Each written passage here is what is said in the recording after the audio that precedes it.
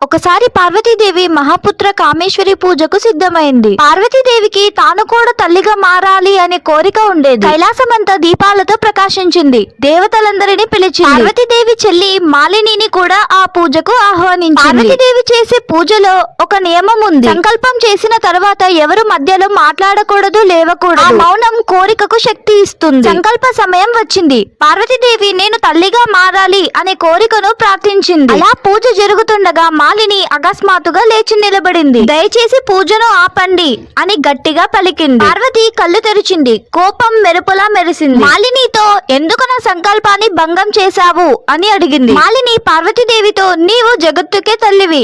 ఒక శిశువు కోసం నీ ప్రేమ పరిమితం కాకూడదు. అందుకే నీకు స్వంత సంతానం ఉండదు. నీవు సర్వజీవులకు తల్లిగానే ఉండాలి అని పార్వతీతో చెప్పింది. ఆ మాట శాపమయ్యింది. అప్పుడు శివుడు మెల్లగా అన్నాడు, పార్వతి, తల్లితనం అనేది రక్తంతో కాదు, కరుణతో పుడుతుంది. ఆ రోజు నుండి పార్వతీదేవి ప్రతి ప్రాణిని తన బిడ్డగా అంగీకరించింది. అందుకే పార్వతీదేవిని జగజ్జనని అని కూడా అంటారు. ఆ శాపం వల్లే పార్వతీకి సంతానం లేదు.